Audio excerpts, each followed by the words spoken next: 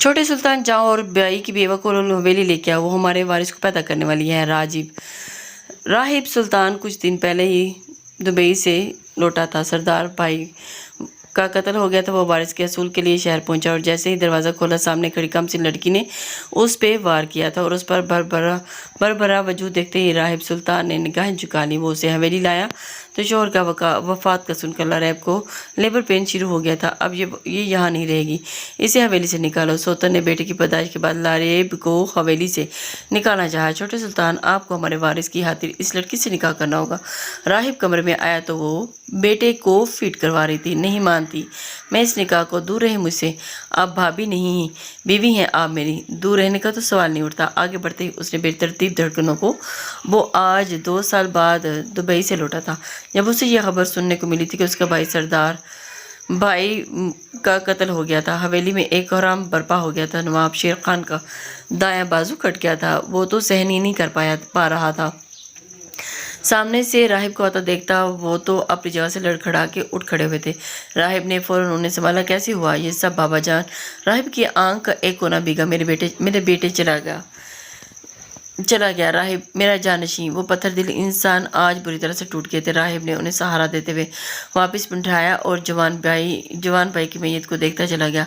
राहिब, मेरा बच्चा चला गया। जैसे ही हाना बेगम ने अपने छोटे बेटे को देखा तो रोते हुए उसके सीने से जा लगी। राहिब किस किस को संभालता, उसे समझ नहीं आ रहा था। वो 27 साल शहजादा इस पल सबको देखता उलझ रहा था। तो वो तो सरप्राइज देने आया था, लेकिन यहाँ तो उसे शॉक लग गया। बड़े भाई की मौत का बड़ी हवेली शेर खान की हवेली से जानी जाती थी। 2 बेटों के बाप थे और गांव के सरदार थे, पर दुश्मनी चली आ रही थी बरसों से मुल्क के साथ। हर वक्त वो खून खराबा। ऐसे में शेर खान ने बड़े बेटे को खो दिया। 10 दिन बाद क्या हुआ बाबा जान, सब ठीक है ना? वो उसे लिए दलान में चक्कर काट रहे थे। राहिब, हमारा बड़ा बेटा दुश्मनी की भीड़ चढ़ गया, उसकी नस्ल आगे न बढ़ सके, पर हम चाहता है कि तुम अब शादी कर लो ताकि हमारी नस्ल आगे बढ़ पाए। बाबा जान, जब तक लाला की कातिल को ढूंढ के सज़ा नहीं दूंगा तब तक शादी नहीं करूंगा। वह एक कसम से बोला था। बेशक वो बाहर से आया था, पर उसकी रगों में भी हानों का खून ही था, दौड़ता था। हाँ जी, खबर लाया हूँ। अचानक उनके करीबी आदमी ने शेर खान के पास आते ही धीरे से कहा। हाँ बोलो बड़े खान जी, असफद खान जी ने शहर में एक बीवी रखी है। क्या तुम सही से कह रहे हो? शेर खान ने पुरजोश अंदाज से कहा। हो अच्छा जी, बिल्कुल पक्की खबर है। और एक और भी खबर है। वो थोड़ा झिझकते हुए बोला। वो माँ बनने वाली है और बिल्कुल अकेली फ्लाइट में रह रही हैं। उनका इस दुनिया में कोई नहीं है। सारी बात सुनते न जाने क्यों शेर खान के अंदर शरारे फूटे थे। वारिस, वो हमारे असफन का वारिस पैदा करने वाली है। राहिब बेटा, तुम जाओ और उसको हवेली ले आओ, हमारा वारिस आने वाला है, उसे कोई तकलीफ न पहुंचे, ये तुम्हारी जिम्मेदारी है। वो अपने छोटे बेटे के कंधे पे हाथ रख के कड़ेदार लहजे में बोले थे। आप फिक्र ही न करें बाबा जान, आप फिक्र न करें, मैं उन्हें लेके आता हूँ। राहिब ने उनको पूरी तसल्ली करवा दी और ख़ुद उसके आदमी के साथ बाहर निकलता चला गया था। अब आएगा हमारे हान का वारिस, हमारा पोता, सुकून आ जाएगा हमको भी। हमारा हान चला गया पर अपना जानशी हमें देख के गया। वो ऊपर आसमान की जानिब देखते हुए आंखों को भीगने से रोक न पाए थे। मुसलसल जाए नमाज पर बैठी अल्लाह से दुआएं मांग रही थी कि उसका आखिरी महीना चल रहा है और वो पिछले 3 माह से ना असफंद आया और ना ही उसकी कई खबर। अब तो वो रो के उस मासूम की आंखों के आंसू भी सूख गए थे। ए अल्लाह, तू ही सबका हालिक और मालिक है, मेरी मदद फरमा। असफंद खान के अलावा मैं किसी को भी नहीं जानती हूँ। तू ही मेरा आखिरी सहारा है। मेरे बच्चे को अपने हिफ्ज़ व अमान में रखना मालिक। वो अपने भरे हुए वजूद को देखती और रब से दुआएं मांग रही थी। तभी बाहर से दरवाजे पे जोर से दस्तक हुई। मासूम लारेब घबरा गई। जानी इस वक्त कौन है? जाए नमाज तय लगाते हुए वो दरवाजे की जानिब बढ़ी और तेज़ बरसती बारिश ने छोटे से सिर को भिगो के रख दिया था। अंदर से कड़कती बिजली थोड़ी सी रोशनी कर देती तो कुछ नज़र आ जाता, वरना सहन में तो बिल्कुल भी अंधेरा मचा हुआ था। कौन? वो लड़ती हुई आवाज़ में पूछने लगी थी। दरवाज़ा खोलो मर्दाना भारी आवाज़ सुनते ही लरैब का मानो सांस रुका था। नहीं, ऐसे कैसे खोल दूँ? न जाने कहीं असफद खान को तलाश करते ना आए हों। ना पता है दोस्त है ना दुश्मन है। दरवाजे पे फिर दस्तक हुई तो वो बुरी तरह से चौंकी। आधे से ज़्यादा तो वो गीली हो चुकी थी। दरवाज़ा खोलो, फिर से हुक्म सादिरवा नहीं खोल सकती। आप बताएं कौन है? वो भी थोड़ा कड़क के बोली, अगर दरवाज़ा न खोला तो दरवाज़ा तोड़ दिया जाएगा। बाहर से आवाज़ आने पे लरैब का दिल मुट्ठी में जकड़ लिया था। उसके पास इतना वक्त तो था ही नहीं कि वो वापस अंदर जाती। जहन में मौजूद एक भारी सा डंडा हाथ में उठाया। अब वो दरवाज़ा मुसलसल बजाने की बजाय दरवाज़ा तोड़ने की कोशिश की जा रही थी और अगले ही बार दरवाजे का लॉक टूटा और अंदर से आने वाले शख्स के सर पे लरैब ने वो डंडा मारना चाहता, पर वो पर वक्त खुद को बचाया गया और उस डंडे के थाम में सख्त गोरी सामने खड़े वजूद पे भी डाले, जबकि लरैब भी इतनी इज्जत नज़र से उस शख्स को घूर रही थी। राहिब ने उसके हाथ से डंडा लेकर दूर फेंका था, तभी बिजली जोर से कड़की। लरैब का दिल उछल के हलक में आया और बिजली के कड़कने से रोशनी हुई और उसने राहिब और उसका भरा भरा वजूद देख सकता था, और वो प्रेग्नेंट थी, उसके भाई की बीवी। राहिब जल्दी से अपनी नज़रें फेर गया। जल्दी अंदर जाएं और शाल लेकर बाहर आएं, आपको हमारे साथ चलना है। राहिब के लहजे में अब की बार नरमी और अदब नुमाया था। मैं कहीं नहीं जाऊंगी, जाओ आप यहाँ से। आप लरैब पीछे होते हुए साफ ना करते गहरे सांस भरने लगी थी। देखिए, हम आपको कोई नुकसान नहीं पहुंचाएंगे, आपकी हिफाजत करेंगे। आप वो हाथ पीछे कमर पर बांधे हुए उसे यकीन दिला रहा था। मैं आपको जानती तक नहीं हूँ, कैसे चली जाऊँ मैं आपके साथ? वो इनकार करती हुई पीछे हट रही थी। बारिश ने उन दोनों को पल में भिगो दिया था। राहिब खान ने अपने किसी आदमी को उस घर के पास आने की इजाज़त नहीं थी, तो वो खुद भी एक बार उस अप्सरा को देखने के बाद दोबारा निगाह ना उठा के देख सका। मैं असफत खान का छोटा भाई हूँ। राहिब खान बलाखिर वो अपना तारुफ करवा गया। असफत खान वो कहाँ है? वो यकदम से लरैब राहिब के करीब हुई और वो तो 2 कदम का फासला बना गया था। आप साथ चलें, आपको सब पता चल जाएगा। अगर यकीन नहीं आता तो मोबाइल पे देख सकती हैं। वो एक शेड के नीचे होता हुआ उसे अपना मोबाइल थमा गया था, जिसमें उसकी और असफन की पिक्चर्स थी। मुझे उनसे मिलना है, प्लीज़ उन्हें बुलवा दें। लरैब अब की बार मिन्नत भरे लहजे में बोली थी। आपको ही हमारे साथ चलना होगा, वो यहाँ नहीं आ सकते। क्यों, क्या हुआ है उन्हें? वो ठीक तो है ना? लरैब तो जैसे ही मरने वाली होगी थी। आप प्लीज़ चलें। राहिब अब मज़ीद ज़ब्त न रख सका। मैं चादर लेके आती हूँ। वो हड़बड़ा के अंदर वापस चलेगी, पर जो चादर वो लेकर आई थी उसमें भी वो भीगी थी। राहिब खुद अपनी गाड़ी से छतरी निकालता वो उसकी जानिब लिए बढ़ा और अंधेरे में वो मुश्किल उसे रास्ता दिखाता। वो उसे गाड़ी की पैसेंजर सीट पे बहुत एहतियात से बिठाता, खुद ड्राइविंग सीट पे आया था। अपने सब गार्ड्स को वो साथ रहने की तलकीन करता गाड़ी को रोड पर डाल गया था। लरैब की आंखें अभी भी नम थी। उसका दिल बुरी तरह से धड़क रहा था, जैसे कोई अनहोनी होने वाली हो। 1 साल पहले वो असफन खान की ज़िंदगी में हादसन शामिल हुई थी, जब उसकी चची ने उसको एक यतीम बूढ़े शख्स के साथ ब्याहना चाहा था। उस वक्त पिंडाल में असफत खान ने यह जुल्म होते हुए रोका था और फिर अपने 13 साल छोटी लरैब को अपने निकाह में ले लिया था। बदले में उसके चचा चची का मुंह पैसों से बंद कर दिया था। वो खानदान से बाहर की औरत थी और उस असफंद पहले से शादीशुदा था। लरैब उसकी दूसरी बीवी थी, लेकिन उसने सिर्फ नेक नियति से लरैब को बचाना चाहा था, इसलिए निकाह में लेके शहर में ही एक छोटा सा घर ले दिया था और वो वहीं रहने लगी। लरैब उस शख्स की एहसानमंद थी और फिर असफंद उसके पास आता और वक्त गुजारता। दोनों में दोस्ती होगी। एक कुल वक्ती मुलाजमा भी उसके साथ रहने को छोड़ी हुई थी, जो इन दिनों बीमारी की वजह से अपने गाँव गई हुई थी। लरैब बिल्कुल अकेली थी। 2 माह बाद एक रात असफंद अपसेट सा था। जब लरैब के पास आया तो उसने लरैब को वो बहुत टूटा हुआ लगा था और उसका अपनी पहली बीवी से झगड़ा हुआ था और उसकी बीवी को औलाद नहीं हो रही थी और वो असफंद पे इल्ज़ाम लगा रही थी कि कमी उसमें है, और वो ये बात किसी से नहीं कर सका था, तो खामोशी से चेहरा गया। उस रात लरैब ने उसे संभाला और बीवी होने का हक अदा कर दिया। असफंद उस ताल्लुक पे खुश न था तो गुस्सा भी न था। दोनों के बीच हम आंगी से हुआ था, पर वो बहुत छोटी थी, इसलिए असफंद को अपने ऊपर शदीद गुस्सा आया था। और फिर जब 1 माह बाद पता चला कि वो प्रेग्नेंट है, तो उस दिन असफंद की खुशी का ठिकाना न रहा। उसने वो छोटा सा घर फलों और मिठाइयों से भर दिया था। लरैब, मैं तुम्हें बता नहीं सकता कि मैं कितना खुश हूँ, आज मेरा वारिस आ रहा है। थैंक यू सो मच, तुम एक पाकीज़ा लड़की हो और अल्लाह ने मुझे तुमसे औलाद दी। मैं अल्लाह से दुआ गो हूँ कि वो मुझे बेटा दे या बेटी, लेकिन नेक और अल्लाह की राह में जीने वाला हो। गाड़ी की सीट से टेक लगाए वो आंखें मूंद चुकी थी। 3 माह से उसने असफंद की शक्ल तक नहीं देखी थी।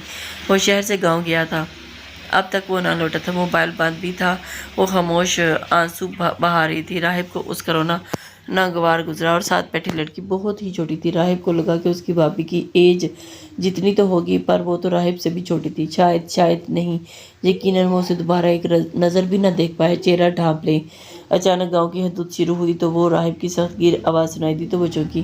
وہ اس کی جانب نہیں دیکھ رہا تھا، شاید اس نے پہلی نگاہ بھی غلطی سے ہی ڈالی تھی، دوسری نگاہ تو اس نے ڈالنا بھی جرم سمجھا تھا، اس لیے لاریب سکون سے بیٹھی تھی، پر ابھی اس کے کہنے پہ فوراً اپنا چہرہ چادر سے ڈھانپ لیا۔ وہ گاڑی کو بڑی حویلی میں داخل کر چکا تھا، کچے راستے سے بہت احتیاط سے ڈرائیونگ کر کے لایا تھا۔ ڈرائیور کو وہ کہہ نہیں سکتا تھا، اس لیے وہ ڈرائیونگ کی آ جائے نیچے۔ وہ اترتا، وہ دوسری طرف آتا، اس کی طرف اس کا دروازہ کھول گیا تھا۔ لاریب جھجک رہی تھی، اسے سمجھ نہیں آ رہی تھی کہ اس نے یہاں آ کے صحیح کیا یا غلط۔ میرے سارے کپڑے بھیگے ہوئے ہیں، وہ تھوڑا جھجک کے بولی تو راہب نے پچھلی سیٹ پہ جاتے اپنی مردانہ شال نکالی اور اس کی جانب بڑھا دی، جبکہ نظریں ابھی بھی دوسری جانب تھیں۔ آپ مجھے کہاں لے کر آئے ہیں؟ اسفند خان کہاں ہے؟ وہ اس کی شال میں اپنا بربرا وجود اچھے سے چھپاتی نیچے اترتی پہلا سوال کر گئی۔ بارش رک چکی تھی اور وہ ادھر ادھر دیکھتی ہوئی تھوڑا گھبرا رہی تھی۔ یہ ہمارا گاؤں ہے اور جہاں آپ اس وقت کھڑی ہیں یہ ہماری خان حویلی ہے اور آپ کو یہاں بحفاظت لانا میری ذمہ داری تھی۔ دو ملازمائیں بھاگتی ہوئی اس کی طرف آئیں۔ چھوٹے خان خانم بیگم نے بھیجا ہے، ہم انہیں باعزت اور طریقے سے اندر لے کے جائیں اور ان کا خیال رکھو۔ مجھے کسی قسم کی شکایت کا موقع نہ ملے۔ وہ لاریب سے بہت نرمی سے بات کر رہا تھا، پر ملازموں سے رو میں بولا۔ یہ اس کی خود کی رکھی گئی خاص ملازمائیں تھیں جو اس حویلی کے اندرونی معاملات کو راہب تک پہنچانا اپنا فرض سمجھتی تھیں، پر دبئی میں ان سے رابطہ کٹ گیا تھا، اس لیے پیچھے حویلی میں کیا ہوتا رہا وہ جان ہی نہ پایا۔ آپ فکر نہ کریں چھوٹے خان، ہم ان کا مکمل خیال رکھیں گے۔ آئیں بی بی جی۔ لاریب نے ایک نگاہ راہب کو دیکھا جس نے ہاتھ کے اشارے سے اسے اندر جانے کو کہا تھا۔ وہ دھیمی قدموں سے چلتی ہوئی اندر زنان خانے میں پہنچی تھی۔ سب سے پہلی نظر اس کی سوتن کی پڑی تھی جو خوب کاٹدار تھی، اور اس کا بربرا وجود دیکھتے ہی انہیں اپنی حالی کو کا بھی دکھ پھر سے اجاگر ہوا تھا۔ وہ گہرا سانس بھرتے ہوئے آنسو پوچھنے لگی، آؤ بچے، تم ٹھیک تو ہو نا؟ خانم بیگم نے بہت پیار بھرے لہجے میں پوچھا تھا۔ جی ٹھیک ہوں۔ اسفند خان کہاں ہے؟ بہت ہی دھیمے لہجے میں پوچھ رہی تھی۔ نہ جانے کیوں اسے ہلکا ہلکا درد شروع ہوتا ہوا محسوس ہو رہا تھا۔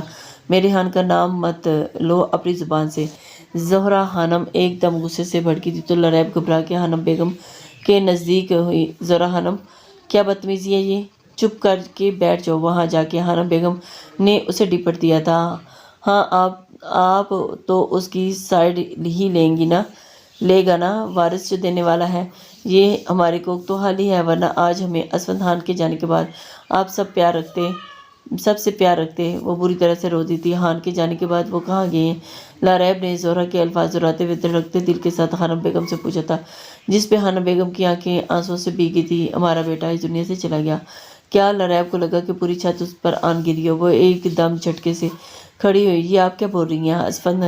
اسفند خان چلے گئے مجھے اکیلا چھوڑ کے؟ وہ بری طرح سے رو دی۔ بچے کو خود سنبھالو۔ خانم بیگم نے آگے بڑھ کر اسے سہارا دینا چاہا تھا۔ نہیں، آپ جھوٹ بول رہی ہیں، وہ نہیں جا سکتے۔ وہ تو بہت خوش تھے۔ وہ لاریب کو بہت بری طرح سے درد شروع ہوا کہ وہ بات تک نہ مکمل کر پا رہی تھی۔ بچے تم ٹھیک تو ہو نا؟ خانم بیگم کو اس کی حالت بہت خراب لگی تھی۔ اسفند خان کو بلائیں۔ آپ جھوٹ، یا اللہ! وہ درد سے دوری ہوئی تھی۔ خانم بیگم ملازموں کو بکایا اور فوراً خاندانی دائی کا بندوبست کرنے کو کہا تھا۔ انہیں اندازہ نہیں تھا کہ اتنی جلدی یہ سب کچھ ہو جائے گا۔ انہیں لگا کہ ابھی 2-3 ماہ رہتے ہوں گے۔ کیا 9واں مہینہ شروع ہوا ہے؟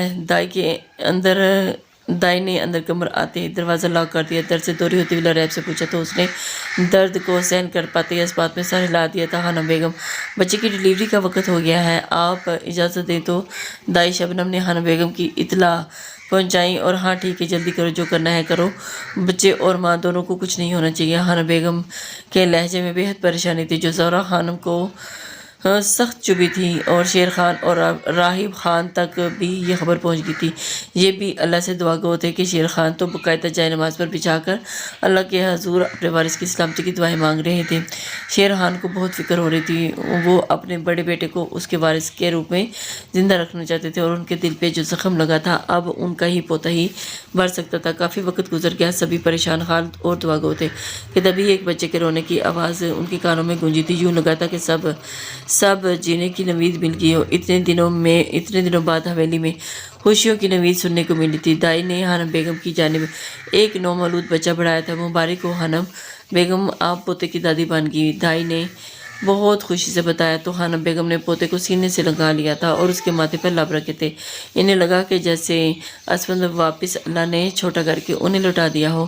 بچے کی ماں، وہ کیسا ہے؟ وہ بھی بالکل ٹھیک ہے دائی ماں، آپ نہیں جانتا آپ نے ہمیں کتنا بڑی خوشخبری سنایا ہے۔ ہم تو تمہیں سونے میں تول دے گا، ہانم بیگم نے پوتے کو سینے سے لگاتے خوش ہوتے ہوئے کہا، جبکہ آنکھیں آنسو چھلک رہی تھی۔ ذرا ہانم کا بھی جی چاہا تھا کہ وہ بچے کو گود میں اٹھائے، پر ساس نے اسے بچہ دیکھنے تک نہ دیا تھا، جس کی اسے بہت تکلیف ہوئی۔ مزید لاریب اور اس کے بیٹے کے لیے دل میں نفرت نے سر ابھارا۔ ہوائی فائرنگ سے ہانوں نے اپنے وارث کے آنے کی خوشی کا جشن منانا شروع کر دیا تھا۔ ہر طرف فائرنگ ہوئی، پورے گاؤں میں مٹھائیاں اور راشن پہنچایا گیا تھا۔ دوسری طرف ملکوں کو رات کو نیند نہ آئی، وہ تو شیر خان کی نسل مٹانا چاہتے تھے اور یہاں شیر خان کا پوتا ان کا وارث اس دنیا میں آ چکا تھا۔ اسفند خان کو تو مار کے تو ان کے دلوں سے نفرت نہیں ختم ہوئی تھی۔ لاریب کو ہوش آیا تو اس نے روتے ہوئے اپنے ہانم بیگم کو دیکھا تو انہوں نے اسے گلے سے لگا لیا تھا۔ نہ بچہ رونا نہیں، وہ میرا آخری سہارا تھے۔ لاریب کو رہ کے اسفند کے جانے کا دکھ کھائے جا رہا تھا، یہاں تک کہ وہ اپنی اولاد کا چہرہ بھی نہیں دیکھا تھا۔ انہوں نے اسے سکوٹی، وہ بیوہ ہونے کا دکھ کیسے سہن کر پاتی؟ پھر اس کا بیٹا پیدا ہوتے یتیم ہو گیا، وہ روتی نہ تو کیا کرتی؟ یہ تو تمہارا بیٹا ہم سب کا وارث، ہم سب کی آنکھوں کا تارا، اسی کے سہارے تو ہم بھی اسفند کو جئیں گے۔ ہانم بیگم کی آنکھوں سے آنسو بہہ نکلے تھے۔ لاریب نے اپنے بیٹے کو گود میں لیا تو وہ ننھا سا وجود دیکھتے لاریب کو اسفند کی بہت یاد آئی تھی۔ وہ آج اگر زندہ ہوتا تو اپنی اولاد کو دیکھتا تو کس قدر خوشی مناتا۔ اس کو فیڈ کرواؤ، کب سے بھوکا ہے؟ ہانم بیگم نے اس کا دھیان کروایا تو وہ آنسو پوچھتے ہوئے اپنے بیٹے کے ماتھے پہ لب رکھ گئی تھی اور ایک سکون سا اتر آیا تھا پورے وجود میں۔ دوسری طرف زہرا خانم اپنے کمرے میں بیٹھی چل پڑ رہی تھی۔ زہرا، میری جان کیوں اتنا ہلکان ہو رہا ہے؟ وہ لڑکی صرف یہاں وارث کے واسطے آئی ہے، وہ کون سا ساری زندگی اس کو یہاں رکھنا ہے؟ ہم نے تو ہانم بیگم سے بات کر لی ہے کہ ہماری زہرا ہی خاندانی بہو تھی تو اسی کا حق ہے اسفند خان کی بیوہ کہلانے کا، تو بچہ بھی تمہیں ہی ملے گا۔ اس لڑکی کو بہت جلد یہاں سے نکال دیں گے۔ زہرا کو اس کی والدہ نے سمجھایا تھا۔ مجھے ایسا کچھ نہیں لگتا مورے، وہ لڑکی یہاں اب اپنے پیر مضبوطی سے جما لے گی۔ وارث دیا ہے اس نے اس خاندان کو، اور میں 10 سال سے خالی گود دامن رہی اور مجھے اللہ نے کیوں نہ بچا دیا؟ وہ روتے ہوئے ماں کے گلے لگی تھی۔ نہ بیٹا، بس یہ کفرانہ باتیں نہ کرو، اللہ کی ذات بہت بڑی ہے، اور دیکھ یہ جو بچہ اس دنیا میں آیا ہے نا، یہ تیرا ہی تو ہے، تیرے اسفند کا ہے۔ اور اسے نئی پٹی پڑھا رہی تھی تو بس اس بچے کو اپنی گود میں بھر لے، اس لڑکی کے پاس جانے نہ دے۔ ہانم بیگم کو جب پتہ لگا کہ ذرا بچہ سنبھال لیں گی تو وہ اس لڑکی کو نکال کر باہر کریں گے، تو ایسا کیا ایسا ممکن ہے مورے؟ زہرا کے دماغ میں نئی بات گھوم گئی تھی۔ ہاں یہی تو ہوگا، اب وہ نہ جانے کہاں کا ہے، کس خاندان کا ہے، ہمارا برابری تھوڑی نہ کر پائے گا۔ بس وارث دے دیا، اب اس کا یہاں کیا کام؟ ہم کو تو لگتا ہے کہ جلدی اس کا پتہ صاف ہو جائے گا، اس کو چند پیسے دے دلا کر بڑے ہان باہر نکال دیں گے۔ مورے، یہ تو بہت اچھا ہو جائے گا، وہ بچہ بس مجھے دے دے، میں اسفند کی یاد میں اسے پال لوں گی۔ زہرا نے جیسے احسان جتانے والے انداز میں کہا، ہاں کیوں نہیں، وہ معصوم بچہ میری زہرا کا ہی تو ہے۔ ماں اسے نئے خواب دکھا رہی تھی، اس کے دل میں یہ سب ڈال کے ایک نئی سازش رچنے والی تھی۔ مہراب اسفند خان، اس کے دادا نے اس کا نام رکھا تھا اور اس کا عقیقہ بھی کروا دیا، اور اپنے پوتے کے پا کے جی اٹھے تھے۔ دن بھر وہ اپنے پوتے کے پاس مردان خانہ میں وقت گزارتا اور رات کو وہ اسے اپنے کمرے میں لے جاتے۔ صرف فیڈ کے وقت وہ لاریب کے پاس آتا تھا۔ لاریب ان سب کا अपने बच्चे के लिए इतना प्यार देखकर चुप हो गई थी। उसे हाना बेगम के साथ वाला कमरा दे दिया गया था, जबकि असफंद का कमरा जिसमें ज़ोहरा रहती थी वो फर्स्ट फ्लोर पे था, और राहिब का कमरा भी सेकंड फ्लोर पे, जहां उसने पूरा जिम का पोर्शन बना रखा था और उसी में वो बिजी रहता। इन दिनों वो ज़्यादा डेरे डेरे ही रहता था। उसने मलकों से भाई के कत्ल का पूरा बदला लेने की मनसूबाबंदी कर रखी थी, लेकिन इस काम के लिए उसने अपने काबिल एतबार बंदे हायर किए हुए थे और बहुत ही राजदारी से ये सब कुछ कर रहा था। छोटे खान वो सीढ़ियाँ उतरता नीचे आ रहा था जब खानम बेगम ने उसे आवाज़ दी। जी मोरे, वो जब दुबई से यहाँ आया था तब पैंट शर्ट में था, और उस दिन के बाद उसने पैंट शर्ट को हाथ ना लगाया और अपने लाला की शलवार कमीज़ और वेस्ट कोट पहनने लगा था, और उसी की तरह है खुद शाल ओढ़ने लगा। बहुत हद तक दोनों भाइयों की मुमासलत पाई जाती थी। इस तरह करके वो अपने लाला को सबके लिए ज़िंदा रखना चाहता था। कुछ चीज़ें मंगवानी हैं शहर से, जनाना चीज़ें हैं। मेरा तो दिल नहीं कर रहा किसी मुलाजिम से बोलने को, तो मोरे आप मुझे लिख दें, सब आ जाएगा, फिक्र क्यों करती हैं। वो माँ का माथा चूमते हुए उनकी झिझक को दूर करते हुए प्यार से बोला था। आप बात करेंगी या मैं करूं? ज़ोहरा की ऊंची आवाज़ सुनाई दी तो वो चौंकी थी। मैं जाता हूं मोरे। वो जानता था कि उसकी भाभी इद्दत में है, इसलिए वो उसकी जगह काम ही रुकता था। हाना बेगम ने इस बात में सर हिला दिया तो उसके कदम दहलीज की जानिब बढ़ गए थे। उठे, आप कब निकालेंगी इस लड़की को यहाँ से? अपनी भाभी की कड़कदार आवाज़ सुनते ही एक पल को राहिब के कदम थमे थे, पर उसने पलट के नहीं देखा था। आहिस्ता बोलो, मत भूलो तुम इद्दत में हो। हाना बेगम ने उसे धीरे से डिपटा था। मैं इद्दत में हूँ तो क्या? वो नहीं है जो मुंह उठा के पूरी हवेली में घूमता है। ज़ोरा, तू आज आर या पार कर देना चाहती है। उसका इद्दत ख़त्म हो गया है। उसका बच्चा पैदा होते ही उसका इद्दत ख़त्म। इतना तुम बच्चा मत बनो जैसा तुम इन बातों का इल्म नहीं। हाना बेगम ने उसे डिपट कर रख दिया। कुरान मजीद के मुताबिक हामला औरत की इद्दत बच्चे की पैदाइश तक होती है, चाहे बच्चे की विलादत शोहर के इंतकाल के चंद दिन बाद ही हो या कई माह बाद। मिसाल, अगर शोहर की वफ़ात 10 दिन बाद बच्चे की पैदाइश हो जाए तो इद्दत वहीं ख़त्म हो जाएगी। अगर बच्चे की पैदाइश 6 माह बाद हो तो इद्दत 6 माह तक की रहेगी। तो फिर जब इद्दत नहीं तो उसका भी इसको यहाँ क्यों रखा? निकालें इसको बाहर।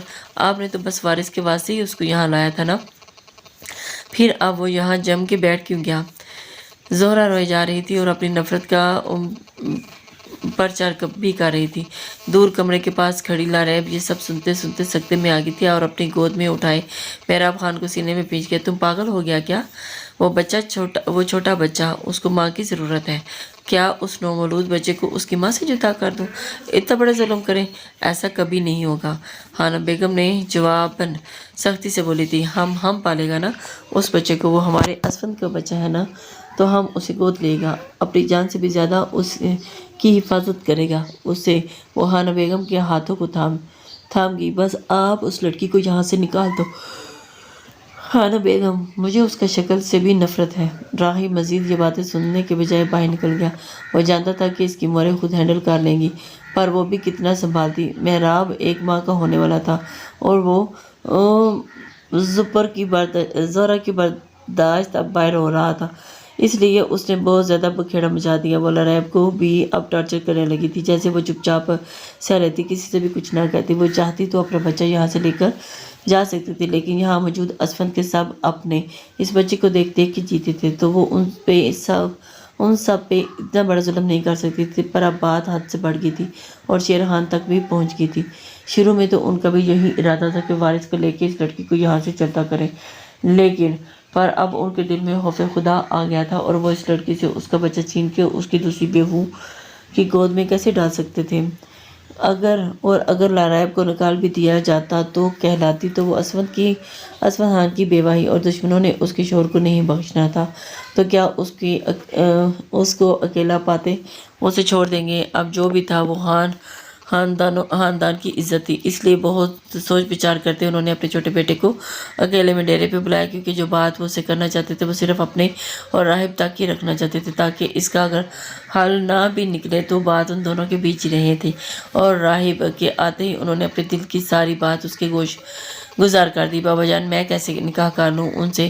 وہ بھائی کی بیوہ چھوٹے خان، ہم کو ہمارے وارث کی خاطر یہ قدم اٹھانا پڑے گا۔ تم جانتا ہے ہم محراب خان کے بنا نہیں رہ سکتا، اور اسفند خان کی بیوہ اس لڑکی کو روز تنگ کرتا ہے۔ تمہارے مورے نے ہمیں سب بتا دیا ہے، لیکن اب ہمیں اس کا یہی حل نظر آ رہا ہے کہ تم اس لڑکی کو اپنے نکاح میں لے لو۔ سب کا منہ بند ہو جائے گا۔ اور اپنے باپ کی بات سنتے ہی راہب کو اس کی پہلی ملاقات یاد آ گئی۔ وہ گرین آنکھیں جن میں خوف اور ڈر کے ساتھ ایک جنونی پن بھی تھا، اور اس کی آنکھیں آج تک وہ نہیں بھلا پایا تھا، پر یہ بھی نہیں بھلا سکتا تھا کہ اس کے بھائی کی بیوہ ہے۔ بابا جان مجھے سوچنے کا وقت دے، میں ابھی وہ تھوڑا الجھ رہا تھا۔ وقت ہی تو نہیں ہمارے پاس چھوٹے خان، اس لڑکی کا جینا حرام کیا ہے زہرا بہو نے، اور عورتوں کے معاملات میں ہمارے بولنے کا کوئی کام نہیں، پر ہم فیصلہ تو لے سکتا ہے نا۔ بہت سوچ بچار کے بعد تم نے تو ہمارے بات بولا ہے، ہمارے محراب کو ہم سے جدا نہ ہونے دینا۔ چھوٹے خان ایک وہی آخری سہارا ہے ہمارے جینے کی وجہ۔ وہ بیٹے کے سامنے ٹوٹ رہے تھے۔ اور بابا جان پلیز ایسا مت کریں، آپ جو چاہتے ہیں ویسے ہی ہوگا، میں کل ہی انہیں اپنے نکاح میں لے لوں گا، آپ بس ان کی مرضی پوچھ لیں۔ میرا بچہ، شیر خان نے اسودگی سے راہب کو گلے سے لگا لیا اور ان کے دل سے بوجھ ہٹنے لگا۔ کیا کہہ رہی ہیں یہ خانم بھی؟ آپ میں کیسے ان سے نکاح؟ آہستہ، دیواروں کے بھی کان ہوتے ہیں۔